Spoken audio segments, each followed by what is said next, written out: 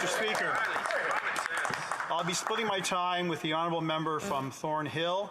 It's always a privilege to speak in this House on behalf of the good residents of Brantford-Brant on our Conservative motion, which essentially compels the Prime Minister's Chief of Staff to appear as a witness. Mr. Speaker, Canadians have heard numerous media reports on foreign interference in our democratic processes, particularly by the communist regime in Beijing.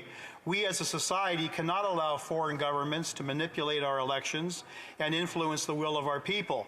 Any interference tries to undermine the very foundation of our democracy and threatens our sovereignty, especially when it is plotted by authoritarian regimes. The CSIS whistleblower who leaked the story did so at great professional and legal risk. He or she put country over career, country over everything, which is the Canadian way. That's how our society should work. Mr. Speaker, this is a serious matter that requires our full attention and immediate action. Canadians deserve the truth and nothing less. From day one, our leader called the government and all parties in this House to launch an open public inquiry that would answer all the questions and concerns that people have. In this case, only two people can provide us with answers: the Prime Minister and his Chief of Staff, Katie Telford. As always, the Liberals decided to use their tactics of denial and deflection. Rather than explain what he knows, the Prime Minister is suggesting there be an investigation into what he already knows. After all these years and numerous scandals, particularly the SNC-Lavalin and We Charity, accountability was never the goal of this government. The goal is to prolong the scandal as much as possible until no one can remember why it matters. For the past several weeks, the Liberals have been unnecessarily fighting attempts to have Telford appear before committee to testify. They have delayed votes, given long speeches to run out the clock, and even refused to show up for meetings, all in an attempt to block Telford from appearing. Almost 24 hours of committee work has been wasted for this single cause. Hearing from Katie is vital to any investigation into the global news story because she would have been the top advisor that CSIS advised in 2019 to provide a brief on concerns about the Liberal candidate and his ties to the Chinese foreign interference network. She's been the Chief of Staff since 2015 and has top secret clearance needed to be briefed. The Prime Minister rightly said that voters and not intelligence services get to pick who represents them, but if those intelligence services believe a candidate is compromised by a foreign government, voters should know that before casting their ballots. Having Telford come before the committee and tell MPs what the government did with the intelligence, if anything, is a necessary step in restoring confidence in our democracy. The fact that the Liberals refuse to allow this to happen may tell us a lot. Probably what she has to say would shake the leftover of that confidence even more. It's time to end the Katie cover-up. The NDP have a choice to make. Will they vote for transparency and answers on Beijing's interference in our elections, or will they prop up again this Prime Minister? We insist that Canadians must hear from Katie Telford and learn what the Prime Minister knew, when he first knew about it, what he did or failed to do. Katie is the highest-ranking political staffer in the Prime Minister's office.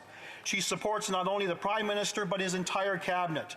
It is a powerful yet largely behind-the-scenes role. Unlike other public servants, her job is a political one. She works not only for the PMO, but for the Liberal Party during elections. Calling political staff, current or former, to testify isn't something extraordinary. She testified before the Finance Committee on the We scandal and on the sexual misconduct in the military in 2021. Last year, she testified before the Rouleau Commission. Mr. Speaker, any international attempts to interfere in our elections should be a non-partisan issue. The fact that the Liberals are making it one and trying to stop investigations should make everyone question their motives. And today we call on all parties in this House to support our motion and stop the endless filibustering by Liberal members who are deliberately blocking the Prime Minister's Chief of Staff from testifying. While the Prime Minister claims that his approach to the issue is grounded in facts and independent decision-making, he is the one that's playing the partisan games in the hope to delay any serious investigation or discussion about interference. As revelation after revelation reveals, the Liberal government knew about China's election interference. They had 4 years. They didn't inform the public. They did not recall any diplomatic staff. They did not pursue any legal remedies. Poll after poll shows that the majority of Canadians are concerned about China's attempts to meddle into our elections. A recent Abacus data poll showed that 67% of Canadians support a public inquiry into that issue, and in fact 70% of Liberals support that. Mr. Speaker, it's irresponsible to silence down a matter of a foreign government that attempts to corrupt our election by pressuring members of the Chinese diaspora. If that doesn't qualify for the fullest and most public examination, then ask yourself this question: what will? There are lots of questions the Prime Minister does not want to answer. Number one, were the Liberals briefed by national security officials that at least one Liberal candidate in 2019 was allegedly part of the interference network from Beijing? Two, did they willfully ignore that warning because it was to their advantage? Three, did they know that 11 candidates in that election, 9 of which were Liberals, were favored by Beijing? 4, were Trudeau and his advisors also briefed about China working to defeat Conservative candidates in 2021? Because can't use the names of members here, so you did use the honourable member, the Prime Minister's name. So, the honourable member for Brantford-Brant. Yes, thank you, Mr. Speaker. Was the Prime Minister and his advisors briefed that China was working to defeat Conservative candidates in 2021 so that a Liberal minority government would be elected? 5, did they know that the former Chinese Consul General in Vancouver bragged in 2021 about helping to defeat 2 Conservative candidates? The heart of the scandal isn't that there has not been electoral interference. It's that the Liberals allegedly knew there was interference but did nothing because it was to their benefit. From the CSIS leak, a quote from the Chinese consulate official who said that the Liberal Party of Canada, Mr. Speaker, is becoming the only party that the People's Republic of China can support. The best guarantee of good government is still vigilance of an effective parliamentary opposition. It does not matter to Liberals that the opposition has not actually suggested the outcomes of the previous 2 elections are in question. Liberals are best misguided in seeking to demonize the opposition using the very partisanship and rhetoric they denounce. The Prime Minister seeks to wedge the issue out of legitimate opposition concerns for the safety and integrity of Canadian elections. He does a grave injustice to our system of democracy by doing so. The role of opposition is to hold the government's feet to the fire, not that they can get warm and toasty, but they can feel the heat of parliamentary scrutiny. It seems like the Liberals are playing all the cards when it comes to bearing this story. Number one, using the Trump card. Giving reasons to mistrust elections is not good for society. That is something that we have seen from other elections, said the Prime Minister, echoing a senior Liberal who more openly accused the opposition of Trump-style tactics. Number 2, there's nothing to see here card. Canadians can have confidence in the integrity of our elections. 3, the partisanship card. The Prime Minister accused the opposition of sowing confusion and mistrust by even raising the allegation. Number 4, it's all lies card. We are very concerned with the global news leak, particularly because there are so many inaccuracies in these leaks. And lastly, and most disturbing, the racism card. The Prime Minister referred to a rise in anti-Asian rhetoric to deflect a question on the subject. Mr. Speaker, the Liberal MPs have been successful in blocking a vote for far too long. Canadians must know that Katie Telford has the information that she received from CSIS. She has made the decision to keep the Prime Minister in the dark, as she did during the scandal of sexual misconduct in the military, which is disturbing on its own, or maybe she did notify the Prime Minister and he kept quiet about it. Either way, people need to know what's going on in this country. Lastly, I turn to the leader of the third party, the leader of the NDP and his caucus. You have got, through you, Mr. Speaker, you have got an extremely important choice. When you were elected to represent all of your constituents, not those constituents who voted for you. It's time for you to make a decision. Will you support this country and get to the heart of this matter and deal with this appropriately, or will you continue to prop up this government? I believe I have a point of order from the honourable member, or the honourable Parliamentary Secretary to the Government House Leader, and I have an idea where he's going on this. Well, Mr. Speaker, it's one thing to say through you and then suddenly turn and direct all the comments and point fingers at another member. It's pretty clear what's going on. So I don't think that the member is saying all that to you personally, Mr. Speaker. So perhaps he would want to reflect on the rules of this House. To remind members that not to speak directly to one another, to speak directly to the chair and through the chair when speaking on individuals. So I'll let the honourable member maybe back up just a little bit and finish up his 30 seconds for his speech. Honourable member for Brantford-Brant. Everything that I said in my last, say, 30 seconds, Mr. Chair, was always through you. The fact that I turned and looked at the NDP members, unfortunately, I can't speak to the leader, but notwithstanding that, the choice is there, Mr. Speaker. Mr. Speaker, the choice is there. Will they continue to prop up this government, or will they get to the heart of this scandal and find out what Katie Telford knew? I know we have a point of order over there, but I'm also going to bring up the issues that even though we can't say whether a member is in the chamber or not, we can't speak directly to a person. We should bring it through the chair. So there's a couple of some basic rules that we follow in this House of Commons. So I just want to remind everyone that and just say we're going to go to questions and comments. The Honourable Parliamentary Secretary to the Government House Leader. Yes, thank you, Mr. Speaker. I'm wondering if the member could provide some thoughts in terms of inconsistency that comes from the leader of the Conservative Party.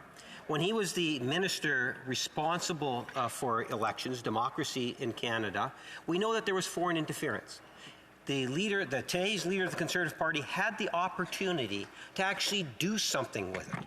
He chose to do nothing.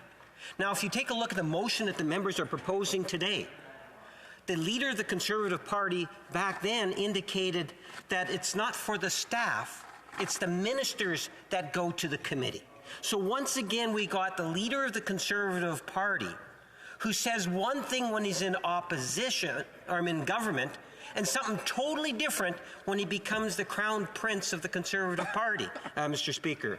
I'm wondering if he would share my concerns about consistency and hypocrisy. I think we point of order from the honourable member for Battle River Crowfoot. You know, the irony about how the Liberal members have been pretty quick to point out anything that comes close to skirting the rules and procedures of this place. I would ask, Mr. Speaker, if you have guidance as to what that member just stated regarding the Leader of the Opposition. I think we all should just remind ourselves that the standing orders of the House of Commons are really important to us, and we should all follow them as closely as possible. Answering that question, the Honourable Member for Brantford-Brant. Thank you, Mr. Speaker, and I thank my friend for his question. I'm sorry to disappoint my friend, but there's very little that my friend says that I actually agree with. So it should become as no surprise to my friend right now that I completely disagree with the characterization of his question. The point of the matter is that Katie Telford, as the Chief of Staff, is not an ordinary staffer. She is a staffer who has been so closely intertwined in everything that the Prime Minister has done when he was leader of the third party in this Parliament. She was responsible for all of his elections. She's his principal primary advisor. She is the one at the heart of the matter that can finally shed some light on this mystery that's shrouding this Liberal government and fostering this mistrust. Both she, in my opinion, both she and the Prime Minister ought to be testifying, because the Prime Minister has much to answer to as well. Question et commentaire, l'honorable député. The Honourable Member for Repentigny. Thank you, Mr. Speaker, and I'd like to thank my colleague for his speech. We know that perhaps the Liberals have been a bit complacent because we've been learning about these leaks, and the government has known about this for a long time. Nothing was done. Nevertheless, I would ask my colleague, why can we not take advantage of this day to ask for a public commission? Now, this is a committee motion, but here I ask, why wouldn't we ask for a commission of inquiry, an independent one? The Honourable Member. I thank my friend for her question, and I think I've been very clear in my speech, Mr. Speaker. In fact, the leader of His Majesty's Loyal Opposition has always been very clear on this point. We fully support an independent public inquiry, a public inquiry that has subpoena power. We would not be in this particular situation because that particular justice assigned to the public inquiry could subpoena the Prime Minister, could subpoena Katie Telford. We wouldn't be in this mess. So to answer her question, yes, that would be the ultimate outcome that we as Canada's Conservatives would certainly like to see. But until such time as that becomes reality, if at all, we need to have Katie Telford testify. Question et commentaire, questions and comments of the Honourable Member for Edmonton-Griesbach.